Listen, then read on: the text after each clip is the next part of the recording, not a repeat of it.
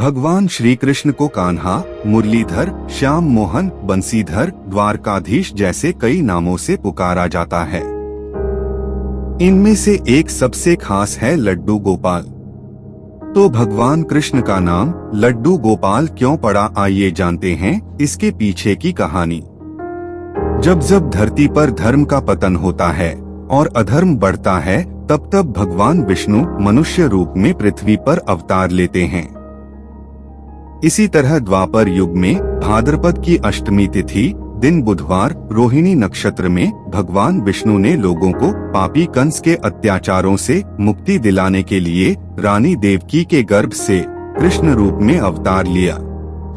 तभी से कृष्ण जन्माष्टमी के रूप में मनाया जाने लगा। कहते हैं कि ब्रज भूमि में भगवान श्री कृष्ण के एक परम भक्त थे कुंभनदास, जिनका एक पुत्र था रघुनंदन। कुंभनदास श्री कृष्ण की भक्ति में लीन रहते थे और उन्हें छोड़कर कहीं नहीं जाते थे। एक बार उन्हें वृंदावन से भागवत करने का न्योता आया। पहले तो कुंभनदास ने उन्हें मना कर दिया, फिर लोगों के बहुत ज्यादा जोर देने पर वे मान गए।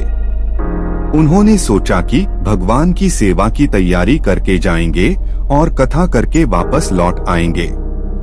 कुंभनदास ने भोग की सारी तैयारी करके अपने बेटे रघुनंदन को समझा दिया कि ठाकुर जी को भोग लगा देना और कथा के लिए चले गए। रघुनंदन ने भोजन की थाली ठाकुर जी के आगे रखी और उनसे भोग लगाने का आग्रह किया। उसके बाद मन में ये छवि थी कि ठाकुर जी अपने हाथों से भोजन करेंगे, लेकिन ऐसा हुआ नहीं। बहुत देर इंतजार करने के बाद जब भोजन की थाली ऐसे ही रखी रही तो रघुनंदन जोर से रोने लगा और पुकारा कि ठाकुर जी आओ और भोग लगाओ। रघुनंदन की इस पुकार के बाद ठाकुर जी ने बालक का रूप धारण किया और भोजन करने बैठ गए। जब कुंभनदास ने घर आकर रघुनंदन से प्रसाद मांगा तो उसने कह दिया कि ठाकुर जी ने सारा भोजन खा लिया। कुंभनदास को लगा बच्चे को भूख लगी होगी, वही सारा भोजन खा गया होगा, लेकिन अब ये रोजाना होने लगा। तब कुंभनदास को शक हुआ तो उन्होंने एक दिन लड्डू बनाकर थाली में रखे और छुपकर देखने लगे कि रघुनंदन क्या करता है। लड्डू की थाली रघुनंदन ने ठाकुर जी के आगे रखी तो उन्होंने बालक का रूप धारण किया और लड्डू खाने लगे। कुंभनदास ये सब छुपकर देख रहा था। जैसे कि ठाकुर जी बालक के रूप में प्रकट हुए, कुंभनदास भागता हुआ आया और प्रभु के चरणों में गिरकर विनती करने लगे।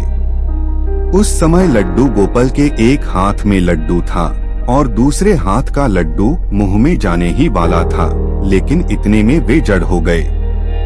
उसके बाद से ही उनके इस रूप की पूजा की जाती है और उन्हें लड्डू गोपाल के नाम से प्रसिद्ध हो गई। ये पौराणिक कथा कैसी लगी? अच्छी लगी तो वीडियो को लाइक और चैनल को सब्सक्राइब करें। नए जानकारी प्राप्त करने के लिए धन्यवाद।